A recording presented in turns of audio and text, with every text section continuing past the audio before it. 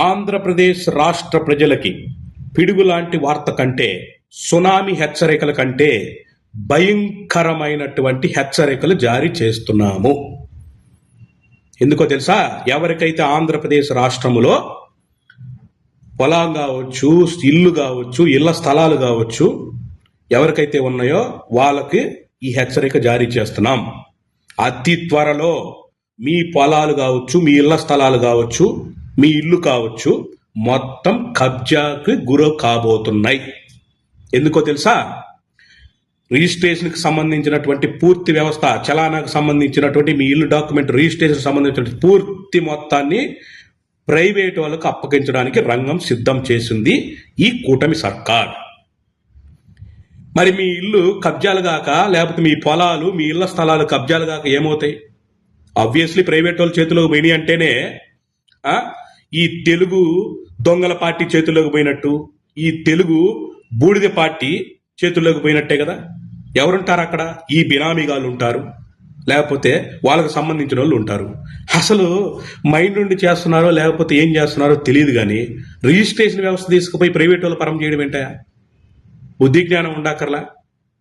అసలు ఎట్లా వస్తున్నాయి ఈ దురాచరమైనటువంటి, ఈ దుర్మార్గమైనటువంటి ఆలోచనలు మీకు?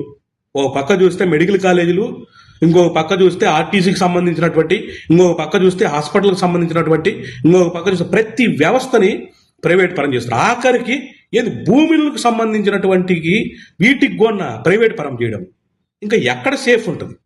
ఆంధ్రప్రదేశ్ ప్రజలకి మళ్ళీ హెచ్చరిస్తున్నాం, ఇది చాలా దుర్మార్గమైన చర్య. రేపు పొద్దున మీ పొలమో, మీ ఇల్లు, లేకపోతే మీ ఇళ్ల స్థలమో సేఫ్ కాదు. రేపు పొద్దున మీ ఇంటికి వచ్చేసి భయపెట్టో, బెదిరించో, ఆఖరికి చంపేసైనా సరే మీ ఇల్లుని కబ్జాలు చేయడానికి రెడీగా ఉంటారు. ఎందుకు? దాని వాల్యూస్కి సంబంధించింది కావచ్చు, లేకపోతే దాని లొకేషన్స్ కావచ్చు, ఎవ్రీథింగ్, మీ డేటా మొత్తం వాళ్ళ చేతుల్లో ఉంటుంది. రేపు ఇంకెందుకుంటారు?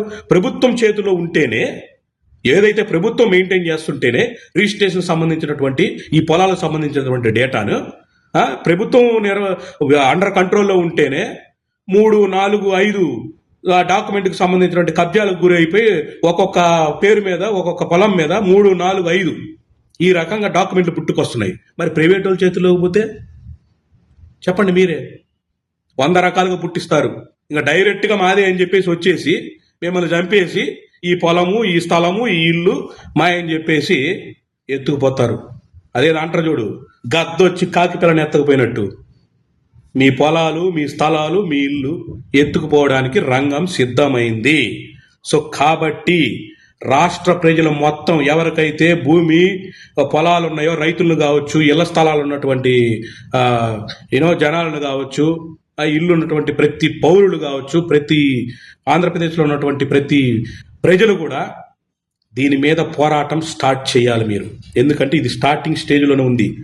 అదర్వైజ్ ఒక్క సెంట్ ఉండదు. మళ్ళీ చెప్తున్నా, రాసి పెట్టుకోండి.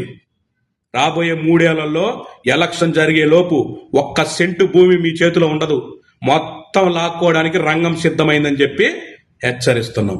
దయచేసి గమనించండి ఆంధ్రప్రదేశ్ ప్రజలు. Thank you.